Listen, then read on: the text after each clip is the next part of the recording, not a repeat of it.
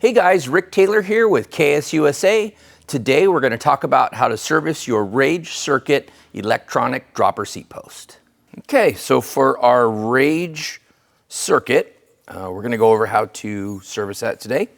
First thing we're going to want to do is use a pair of soft jaws or soft blocks.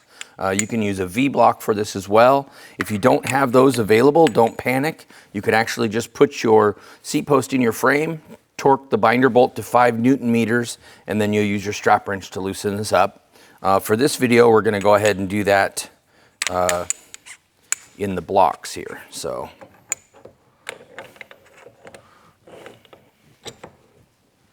okay, so get that snug. And we're going to want to make sure that this is clean, so I'll give it a quick wipe. If there's any grease on there, the strap wrench has a tendency to slip, so make sure you clean that well to start. Okay, so the first couple of turns that I did there, you notice that I kind of did a more of a jerking motion. That's to break the thread lock free. Okay, and since there's thread lock on here, I'm just continuing to use the strap wrench to make it easy to turn. Really, we get to a point where you can start turning it by hand. How soon you're able to turn it by hand kind of depends on how much thread lock has been put on there at the factory. So this one has kind of a moderate amount, so it's pretty easy. Okay, so that would be the step that you would do if it was in the bike and you're gonna use the strap wrench. Now we're gonna flip this around. And at this point, you want something to hold the post to be able to work on it. If you're at a bike shop, you can use a bike stand, V-blocks. If you don't have the V-blocks available, a couple soft pieces of wood like pine between the jaws will work to hold that. Okay, and then one thing we didn't talk about in the tools earlier was a 10 millimeter socket. And so that's really handy. Trying to get the adjustable wrench in, you could make it work. You'd have to put it in this way and use some kind of a tool like this to rotate it. The one thing that I will caution you about doing it that way though is this is aluminum. And if you get this thing at all crooked on there and go yanking on it, you're probably gonna round the corners off on this nut. And this is actually machined into the end cap. So you'd have to replace the whole end cap. So I'd recommend, if you don't have a 10 millimeter, go to a hardware store and get yourself a 10 millimeter socket. And this is just gonna unthread.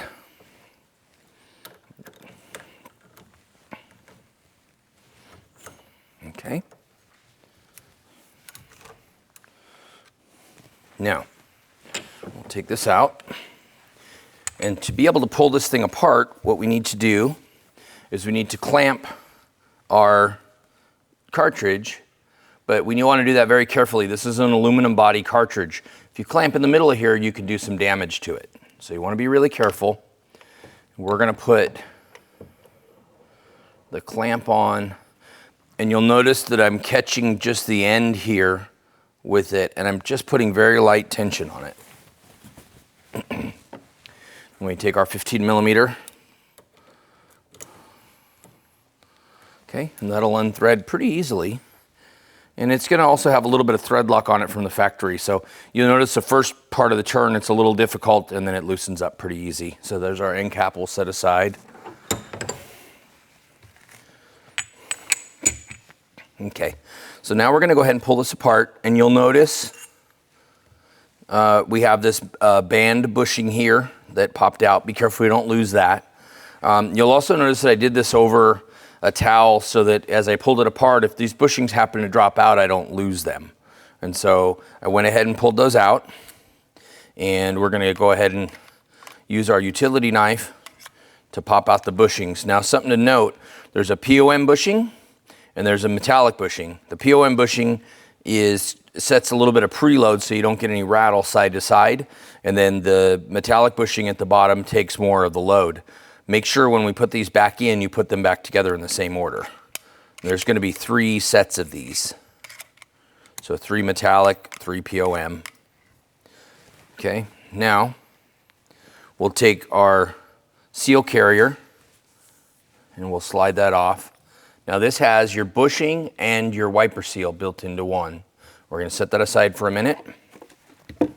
with a little degreaser. In this case, we're using our simple green. We're going to go ahead and degrease everything.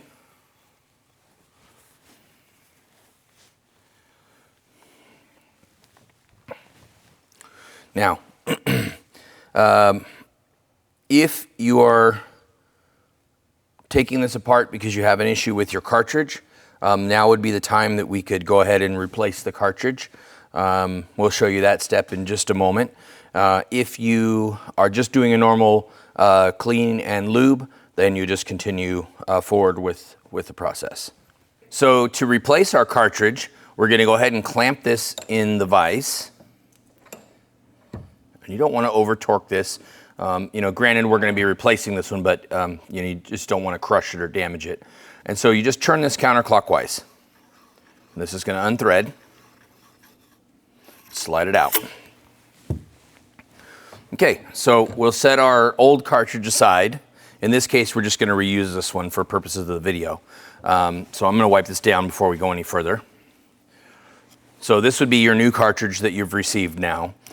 First thing I would do is pull that compression rod out, and I put a little grease on that. Put that back in. Okay. Next thing I would do is take a little bit of grease and put on the outside of the compression rod here. The reason for that is that if you get any inclement weather or moisture in there, this grease is going to wick away any moisture and fight corrosion or rust or anything like that.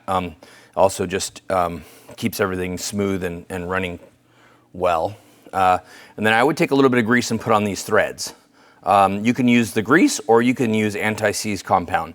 Make sure you do that because when you go to replace this cartridge somewhere down the line in the future, you want to make sure that that doesn't get corroded and difficult to unscrew, okay? And then the last thing I'll do before I put it in is I'll put a thin layer of grease over the whole cartridge. This does have close proximity to the alloy tube inside there.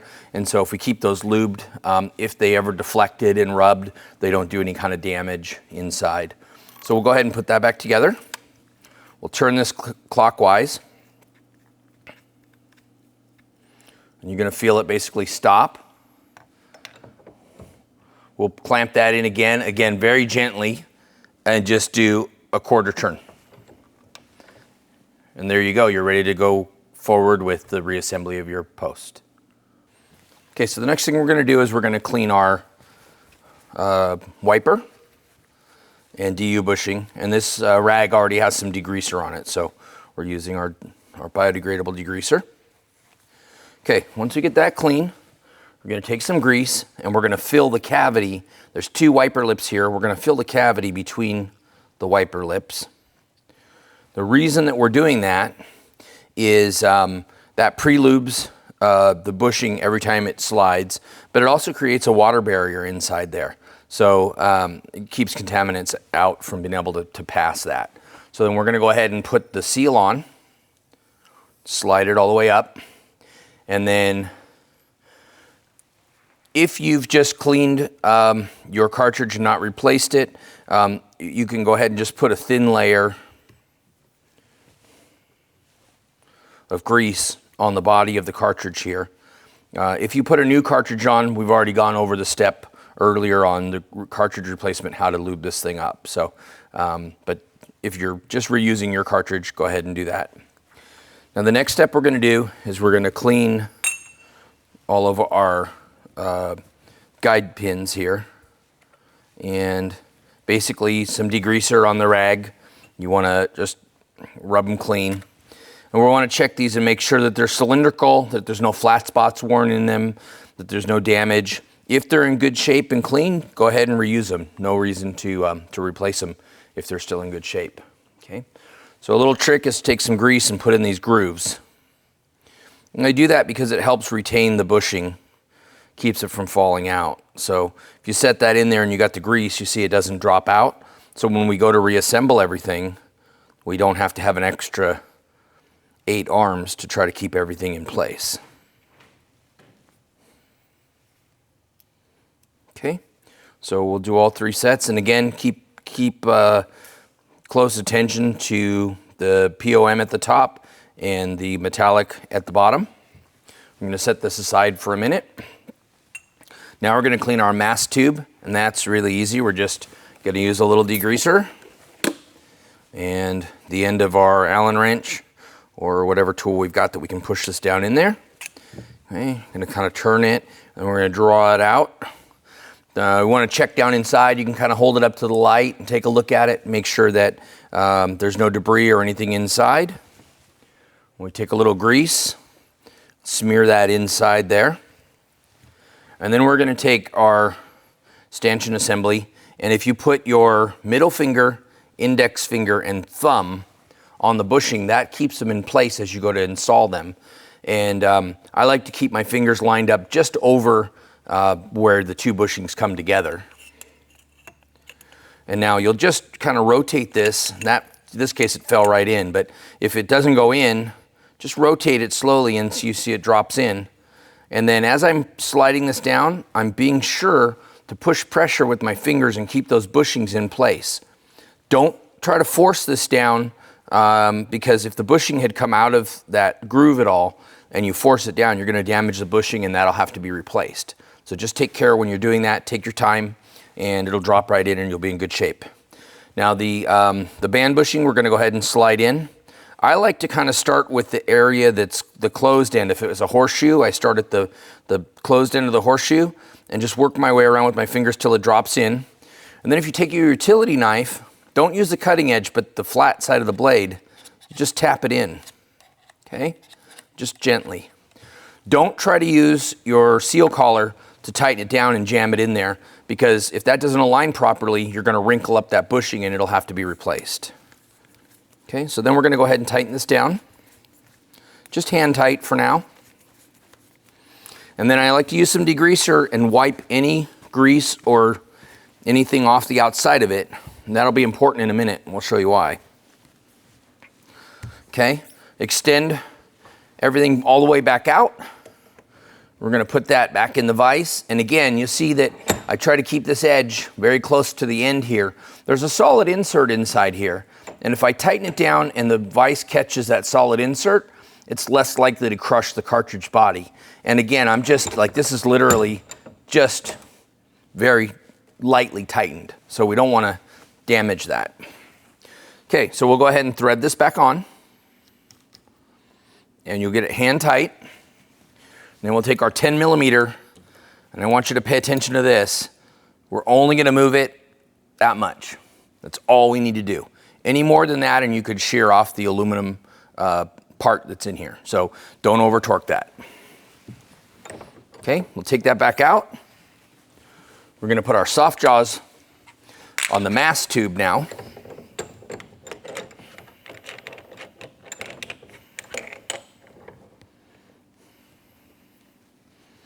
Again, not too tight, just enough to snug it up and hold it.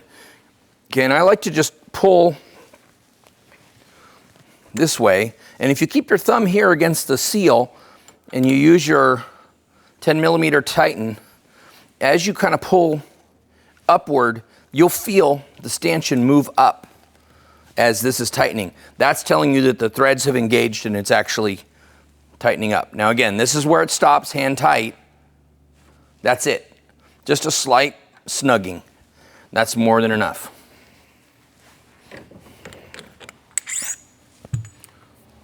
Okay, we're all serviced and ready to go back on your bike.